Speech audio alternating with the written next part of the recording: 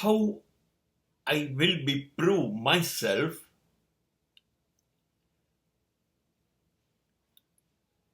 that I am special.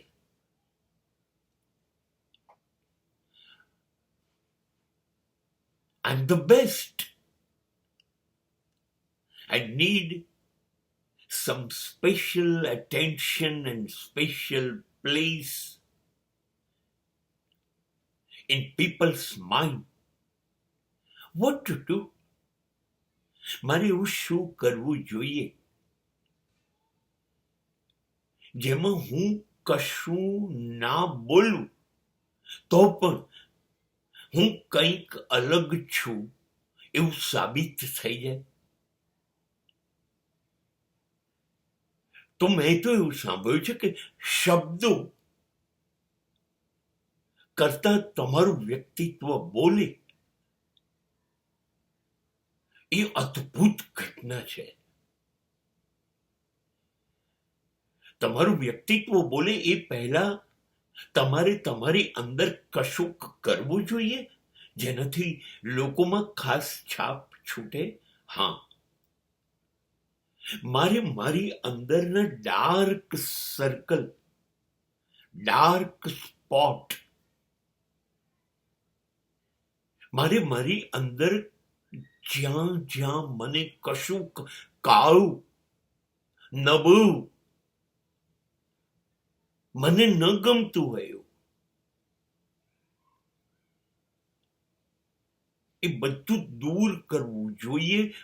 પણ દૂર તો પછી કરાશે. પહેલા મને ખબર પડી જવી જોઈએ કે આટલી બધી જગ્યાએ હું કમજોર છું. બસ એ માત્ર મને ખબર પડી જવી જોઈએ અને પછી લોકોને ખબર ના પડે. એવી રીતે એ ડાર્ક સ્પોટ, બ્લેક સ્પોટ જે મારી નબળી બાજુઓ છે એને હું બદલતો રહીશ. આ પહેલો રસ્તો. એટલે હું સાવ બદલાતા બદલાતા નવો નકોર થઈ ગયો હોઈશ. હું નબળો હતો, હું કાચો હતો એવી તો દુનિયાને ખબર પણ નહીં પડે. એક. અને હવે હું એ કામ કરીશ. હવે જે લોકોની વચ્ચે હું જઈ રહ્યો છું એ બધાને જેમ મેં મને જોયો એમ હું એ બધાને જોઈશ, બધાને ઓળખીશ, બોલ્યા વગર, શબ્દો વગર. મને બોલવું નથી.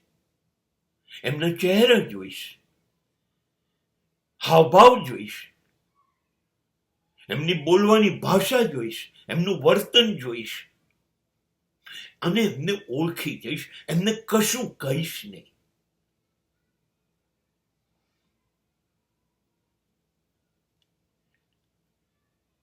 જ્યાં 10 શબ્દ બોલવાના હશે ત્યાં એક જ બોલીશ અને જ્યાં એક પણ બોલવાનું હશે ત્યાં ચૂપ રહીને નાનકડું સ્માઇલ આપીશ. હું બધા કરતા જુદો થઈ ગયો. કેમ કે હું શું છું એ વિશે તો હવે હું બોલીશ જ નહીં. અને તમે લોકો શું છો એ મને ખબર પડી ગઈ છે એ હું તમને ખબર પડવા દઈશ નહીં. And that is my smartness. મારે મારા વિશે કશું બોલવું નથી અને તમારા વિશે મારે કોઈ અભિપ્રાય હકારાત્મક કે નકારાત્મક, સારો કે ખરાબ કશું આપવો નથી. મારે તો એટલું જ જાહેર કરવું છે મારી હાજરીથી કે હું તમને લોકોને જોઈને ખુશ થઈ ગયો છું. બસ એટલું જ જાહેર કરવું છે. હું તમને રાજી કરવા નથી આવ્યો કે હું તમને નારાજ કરવા પણ નથી આવ્યો. હું એવું સાબિત કરવા નથી આવ્યો હું મહાન છું. હવે જુઓ, હવે તમે ધીરે ધીરે આ બધાને ઓળખી લીધા પછી નિર્ણય લઈ લો છો કે તમે ક્યાં કોની જોડે કેવા લોકો જોડે હાજર રહેવાનું જરૂરી માનો છો. હવે તમને એવું લાગે કે 5% લોકો જોડે હાજર રહેવું જોઈએ.